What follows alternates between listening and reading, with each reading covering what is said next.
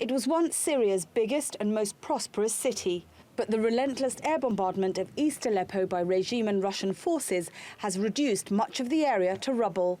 Now, a UN probe focusing particularly on last year has revealed that war crimes were committed by both sides of the conflict. Hundreds of civilians, many of them children, lost their lives to the daily bombardments that use concrete piercing bombs, cluster munitions, incendiary weapons, and crudely weaponized chlorine canisters on civilian inhabited areas. It also found that regime and Russian forces frequently used cluster bombs when carrying out airstrikes, that a humanitarian aid convoy was attacked by Syrian warplanes in September, killing 14 aid workers, and that daily bombings left all the hospitals in the area out of service. But the investigators could not attribute any specific war crime to Russian forces. Officials say they'll share their list of suspected war criminals with a UN prosecuting body that's being set up in Geneva. Aleppo had been divided into rebel and government parts since 2012.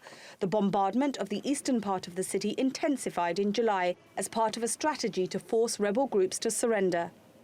The regime ended up laying siege to the entire area, leaving hundreds of thousands of civilians trapped inside in what the UN described as a surrender or starve tactic. At the same time, the report found that many civilians in western Aleppo were killed and injured by rebel attacks. It also found that rebel groups used human shields in the east. The assault ended with the recapture of East Aleppo in December. Many civilians were evacuated to nearby Idlib province, but the report said this amounted to forced displacement. The UN also criticised those individuals and countries who have armed and financially supported the warring sides. I should note that the Commission remains extremely worried and concerned by the financial and logistic support received by parties to the conflict, in particular armed groups, from both individuals and from member states.